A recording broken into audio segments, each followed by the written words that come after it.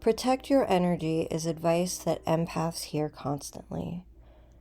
But a lot of the specific techniques, the white light bubbles, the invisible shields, the psychic walls, they work in the short term and fail in the long term. Because real energy protection isn't about keeping things out. It's about knowing yourself so well that you stop absorbing unconsciously in the first place. Throughout my life, I have tried every protection technique that I've come across, and most of them help a little, briefly, and then my field would open back up and I'd be right back to absorbing everything around me. The shift came when I stopped trying to build a better wall and started building a stronger center. When my own presence became solid enough that there was less room for other people's energy to move in. I want to talk a little bit about why traditional protection often backfires for us. There's 3 reasons. First, walls take constant maintenance. The moment you relax, they come down. And as an empath, you're going to relax in meaningful connection, in genuine presence, in moments full of love or beauty. And that's not a flaw. That's how you were designed. Second, walls don't discriminate. They block the draining stuff, but they also block the good stuff.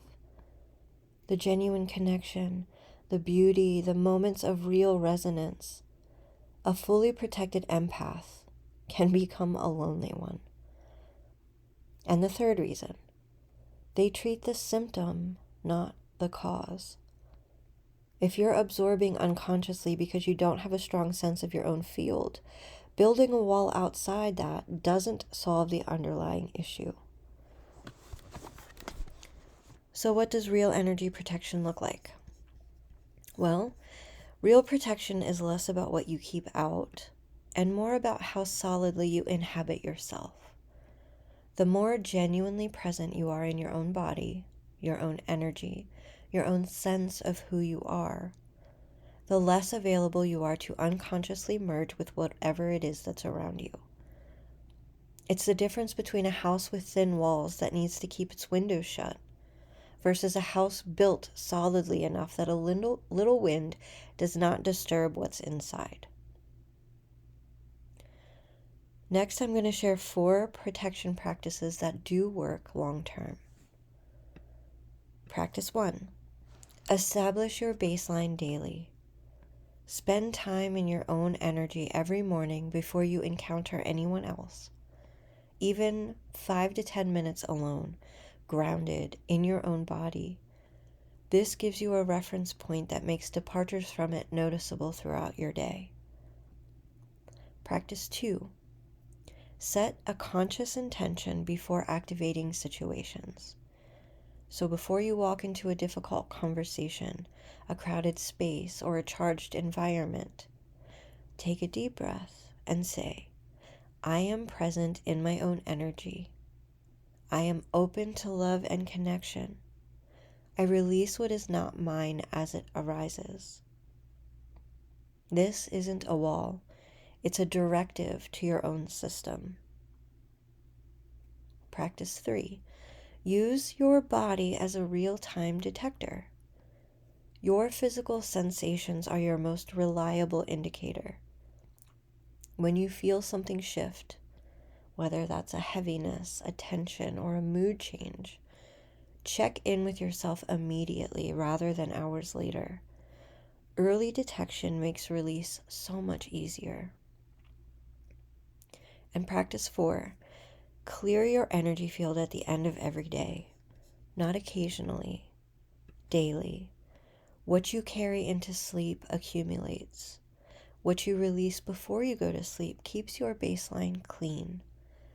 The daily clearing practice that I teach takes 5 minutes and is the single most impactful habit most empaths can build.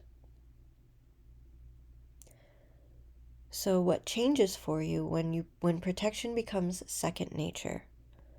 Well, you stop needing to choose between connection and protection. You can be fully present with someone who's struggling without drowning in their pain. You can be in activating environments without needing days to recover. And you can love people deeply without losing yourself in them. That's the goal. Not an empath with walls, but a conscious empath with presence. If you want to start building that foundation, understanding what you're working with as an empath and what's actually happening with you energetically, I offer a 1-hour Is This Mine energy audit where we look specifically at what's in your energy field, what's draining you, and what you can really do about it. I will put a link in the episode description.